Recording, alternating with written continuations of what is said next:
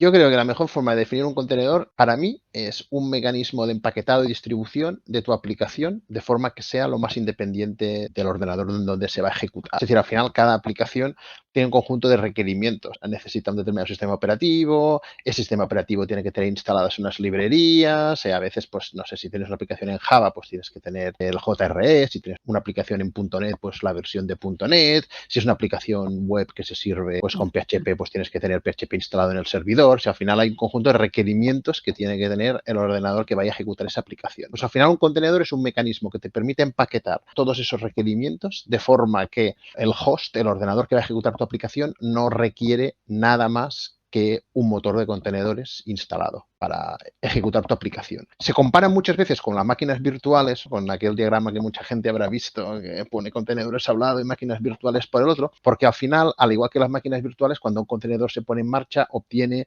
su propia IP, obtiene su espacio de red, se ejecuta de forma aislada al resto de procesos del host, tiene su propio sistema de ficheros independiente del sistema de ficheros del host, con lo cual se parece mucho a una máquina virtual en este aspecto. Pero al margen de eso, todos son diferencias. Los contenedores no virtualizan absolutamente nada. Básicamente, para mí, son más un mecanismo de encapsulación y despliegue de tus aplicaciones que no algo como para virtualizar servidores. Pero en el fondo te dan las mismas ventajas o muy parecidas y algunas otras distintas que una máquina virtual. Solo que Exacto. son más ligeros. En este punto sí, la principal diferencia, pero es que al final, dado que los contenedores no virtualizan, los binarios que ejecutan esos contenedores tienen que ser de la misma arquitectura y sistema operativo que el del host. Es decir, si mi host es un Linux 64, los contenedores que voy a poder ejecutar tienen que ser Linux de 64. Si mi máquina es otra arquitectura, pues voy a tener que ejecutar contenedores de esa otra arquitectura. Yo no puedo ejecutar contenedores de ARM en un Linux que no sea ARM, o no puedo ejecutar contenedores Windows en un Linux, por ejemplo. Por debajo utilizan el sistema operativo subyacente. Exacto. Sin embargo, tú, dentro del contenedor, instalas también un sistema operativo concreto. Instalas las librerías de un sistema operativo, es decir, instalas todos los binarios de las librerías, porque al final lo instalas con una versión específica, pero el kernel que se utiliza es el del sistema operativo del host. Entonces, al final, lo que te permiten es meter ahí a todas tus aplicaciones y desplegarlas, garantizando que no se van a pegar con otras aplicaciones que tengas ahí, ni van a poder interaccionar más que a través de red, evidentemente, ¿no? Ujú. Y con los permisos que tú le des. Y por otro lado, y esto es lo que habrá oído la mayor parte de la gente, supongo, se acabó lo de decir, no, en mi máquina funcionaba, ¿no? Porque digamos que te garantizan que lo que tú tengas en tu contenedor te va a funcionar igual en todas partes donde lo ejecutes, ¿no? En tu Eh, máquina, en el servidor o donde sea, ¿no? Exacto, ¿vale? Digamos que lo único que deberías tener en común, por decirlo de algún modo, es el kernel del sistema operativo, porque al final eso es lo que ejecuta el contenedor y poca cosa más. Ese es el único requisito. Sobre el aislamiento, sí que es cierto que los contenedores ofrecen aislamiento, pero hay que tener presente que este aislamiento, por norma general, lo provee el kernel del sistema operativo. No es un aislamiento tan seguro como el que te pueda dar un hipervisor. Y ahora estoy hablando de los contenedores tradicionales. Sí que es cierto que el concepto de contenedor ha evolucionado mucho en los últimos tiempos y ahora tenemos motores de contenedores que funcionan a través de pequeñas máquinas virtuales, con lo cual tenemos todas las ventajas de los contenedores por un lado, en cuanto a portabilidad, ligereza, etcétera, etcétera, y por otro lado, toda la seguridad de aislamiento que nos puede dar un hipervisor. Pero si nos centramos en los contenedores típicos de toda la vida, digamos, los clásicos, el tema del aislamiento es importante porque a pesar de que es cierto, al final lo provee el kernel del host, con lo cual no es un aislamiento tan seguro como el de una máquina virtual. ¿Pero qué quiere decir eso de que no es tan seguro? Porque al Sí, final es un aislamiento, ¿no? Está sí, ahí. exacto. Lo provee el kernel, ¿vale? Y de hecho lo provee el kernel de Linux. Si nos centramos en Linux, que vendría a ser la plataforma, Windows funciona un poco distinto, ¿vale? Pero generalmente Linux lo provee el kernel utilizando directivas, objetos del kernel y lo que llamamos los cgroups y los namespaces, básicamente, son construcciones del kernel destinadas a permitir ese aislamiento y ese aislamiento a veces no es total. Es decir, puede ocurrir que un contenedor se quede todos los recursos de un determinado tipo y no deje espacio a otros contenedores. No son situaciones normales, pero digamos que puede ocurrir. No es tanto que te puedan acceder a, yo que sé, a los datos que tienes en el contenedor, sino que puedas tener un problema de saturación de recursos o algo así, ¿no? Exacto, exacto. Sobre el tema de seguridad, al final es como todo. Si hay algún bug en el kernel, ha habido bugs y ha habido agujeros de seguridad mediante los cuales a través de un contenedor contenedor se ha podido obtener acceso de root al host que hay por debajo y cosillas de esas, ¿no? Pero al Bueno, final es como esto todo, ¿no? también, Es decir, también ha pasado en máquinas virtuales. sí, exacto, exacto.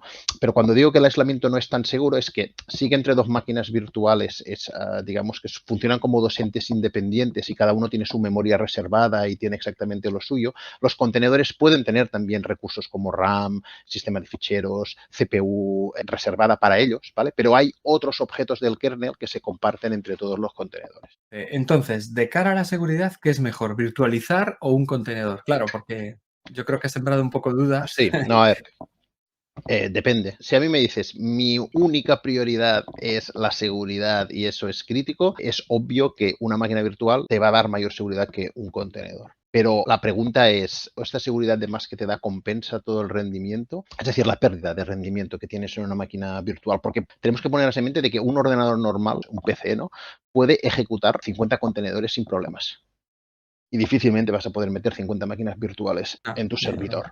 Eso por un lado. Y luego por otro De está el que, tema, perdona, sí, sí, arrancan instantáneamente. Por ejemplo, en una máquina virtual arranca todo el sistema operativo. exacto. O sea, el overheat de ejecución de un contenedor es casi nulo.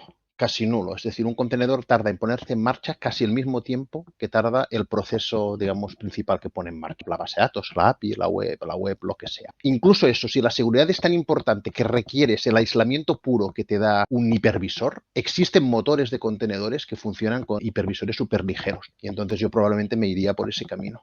Tú lo dices porque hay que advertirlo, pero en realidad no es que sea un grave problema ni... No, no, no, no, no, no, no, no, no. Lo comento porque cuando se comparan los contenedores con las máquinas virtuales, se dice, efectivamente, los contenedores están aislados, pero simplemente hay que tener presente eso, que es un aislamiento que te provee el kernel del sistema operativo del mismo modo que los procesos, por ejemplo, de un sistema operativo están aislados entre ellos. Por ejemplo, una máquina virtual, tú tienes que decirle cuando la creas cuánta memoria va a usar, cuántas CPUs va a usar, espacio que va a ocupar, etcétera. Y además te lo reserva, lo use o no. Es decir, yo a una máquina virtual le pongo que quiero 8 gigas de memoria RAM y aunque luego tenga un procesito de nada que no llegue ni a 1 giga, da igual, me está gastando los 8 gigas que yo le he reservado. Un contenedor no es necesariamente así. No, de hecho en un contenedor no le reservas recursos, le pones cuotas, que no es lo mismo. Le limitas la RAM a tanto, le limitas la CPU a tanto y trabajas con esas cuotas. Con lo cual realmente un contenedor te va a consumir la misma memoria que te va a consumir el proceso, digamos.